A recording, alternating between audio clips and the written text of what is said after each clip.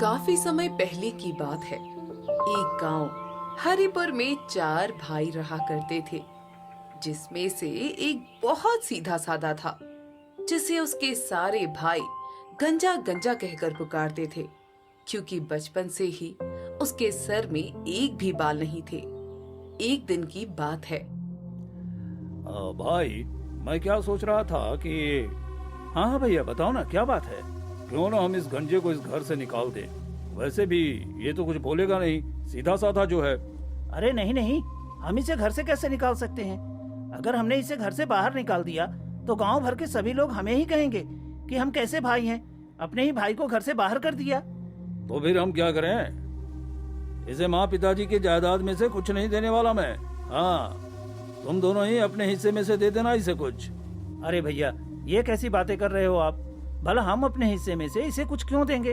तो फिर जल्दी से कुछ तरकीब सोचो इसे घर से बेदखल करने की। भैया, मेरे पास एक उपाय है। आपको हमारी वो बंजर जमीन तो पता है ना? हाँ हाँ, पर वो तो बेकार है। उस जमीन पर सांप बिच्छू के अलावा होता ही क्या है। हाँ, सही कहा आपने। हम उसी बंजर जमीन के पास उस गंजे को और उसकी पत्नी को भेज देंगे, जिससे ये मुसीबत हमारे सर से चली जाएगी और हमारे घर के 4 हिस्से ना होकर 3 हिस्से ही होंगे। और हाँ, करने के लिए उसका हिस्सा भी मिल जाएगा और गांव वाले हमें कुछ कहेंगे भी नहीं। हाँ, ये बात तो तुम सही कर रहे हो। हम वो देखो, वो जा रहा है गंजा। अरे सुन बे गंजे, कहाँ जा रहा है तू? बस भैया, बाहर ही जा रहा था। अच्छा सुन, हमें तुझसे कुछ जरूरी बात करनी है। जी भैया, कहिए ना। हमने जमीन के 4 हिस्से कर लिए हैं, समझा? यहाँ जो जमीन और घर है ना, ये हमारे तीनों के हिस्से में आई है। और हमारी बाड़ी के पास जो जमीन और मकान है, वो तेरे हिस्से में आया है। तो तू एक काम कर, तू अपनी पत्नी को लेकर वहीं चला जा। तुझे मेरे इस फैसले से कोई एतराज तो नहीं है ना? अरे नहीं भैया, आप मुझसे बड़े हो। आप जो भी फैसला करेंगे मुझे मंजूर होगा। ठीक है, मैं कल ही बाड़े वाले मकान में चला जाऊंगा। चलो सुशीला, अब हम उस बाड़े वाले मकान में रहेंगे और वहीं पड़ी जमीन पर खेती करेंगे। अरे गंजे सुन, ये लंगड़ी बकरी भी लेता जा। इस लंगड़ी बकरी का भला हम क्या करेंगे? गंजा अपनी पत्नी और उस लंगड़ी बकरी को लेकर बाड़े वाले मकान की ओर चल पड़ता है।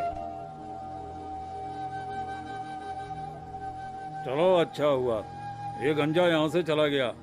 अब यहाँ की जमीन और हमारे घर तीनों का है। ठीक है ना भाइयों? हाँ हाँ भैया, आपने बिल्कुल सही किया। हाँ, अब इस गंजे से हमेशा हमेशा के लिए छुटकारा मिल गया। अरे ये क्या, ये जमीन तो पूरी बंजर है। यहाँ तो ना कोई हरियाली है, ना पानी है, कुछ भी नहीं है। अब हम यहाँ कैसे खेती करेंगे?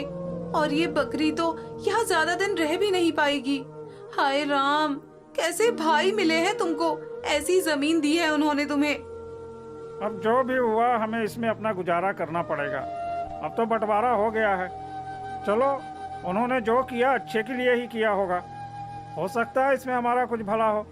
अरे तुम फिक्र मत करो, मैं सब ठीक कर लूंगा। क्या ठीक होगा जी?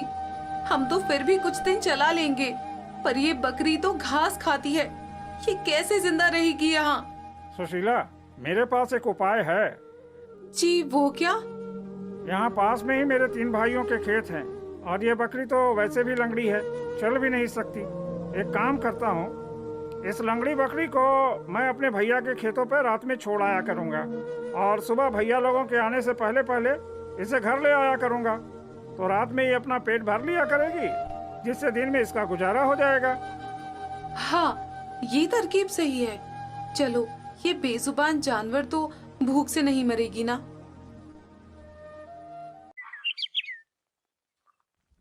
रात होती है और गंजा उस लंगड़ी बकरी को उठाकर अपने भाइयों के खेत में छोड़ देता है और वापस आकर अपने घर में सो जाता है। और बहुत सुबह अपने भाइयों के उठने से पहले जाकर उस बकरी को खेत से लाकर अपने घर छोड़ देता है।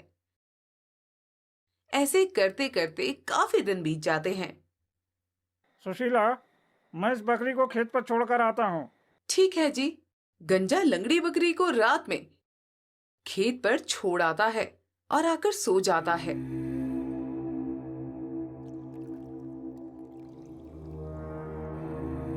लेकिन सुबह वो जल्दी नहीं उठ पाता। ए जी देखिए, दिन चढ़ गया, आप बकरी नहीं लाए क्या खेत से? हे भगवान, अरे मेरी नींद ही नहीं खुली। अब मैं क्या करूं? अब तो मेरे सारे भाई भी खेत पर आ गए होंगे। वो तो मेरी उस लंगड़ी बकरी को अब जिंदा नहीं छोड़ेंगे। अरे मेरी आंखें कैसे नहीं खुली?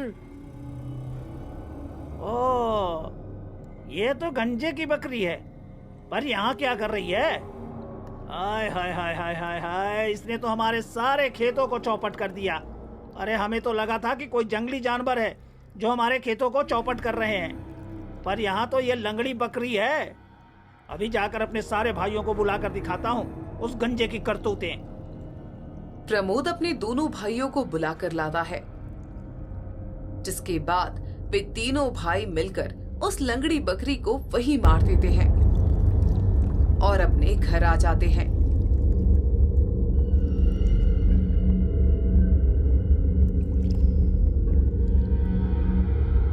हाय राम, मेरी बकरी को इन लोगों ने मार डाला। अब मैं क्या करूं? अब मैं कर भी क्या सकता हूं? एक काम करता हूं, अब ये बकरी तो मेरे किसी काम की रही नहीं, लेकिन इसकी खाल को मैं बाजार में बेच सकता हूं। गंजा लंगड़ी बकरी की खाल उतारता है और बाजार में बेचने के लिए निकल पड़ता है। चलते चलते उसे अंधेरा होने लगता है। अरे क्या करूं? बाजार तो अभी काफी दूर है और अंधेरा भी हो गया है। एक काम करता हूं, ये सामने वाले पेड़ पर चढ़ जाता हूं, किसी तरह रात गुजार लूं। अगर रात में जंगल में सफर करूंगा तो जंगली जानवरों का खतरा है। ये कहकर गंजा पेड़ पर चढ़ जाता है और उस खाल को भी अपने पास रख लेता है। कुछ देर गुजरने के बाद दो चोर वहाँ से गुजरते हैं। भाई, चोरी तो हमने कर ली। अब एक काम करते हैं, यहीं आधा आधा कर लेते हैं, बाकी कल का कल देखते हैं।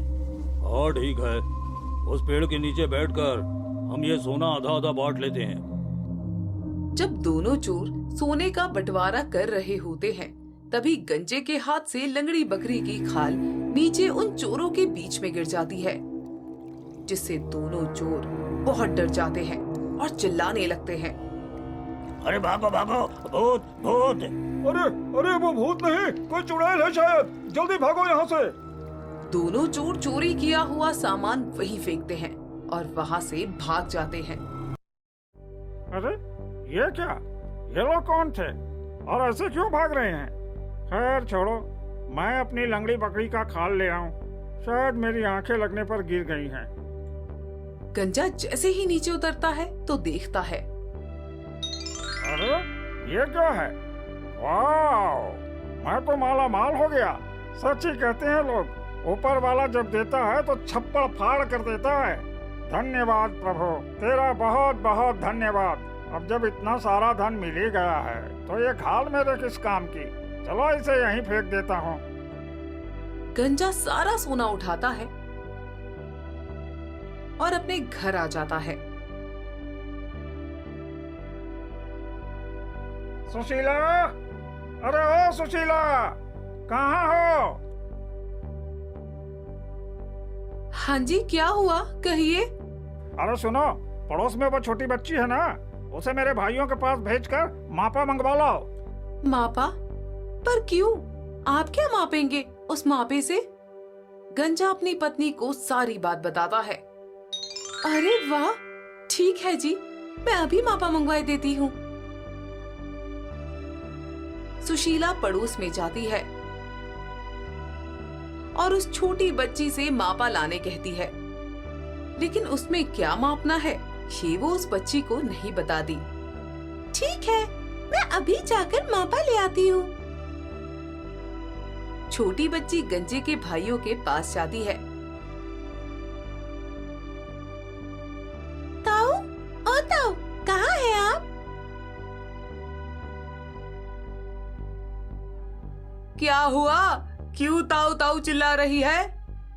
ताई, वो गंजा चाचा ने मापा मंगाया है। मापा?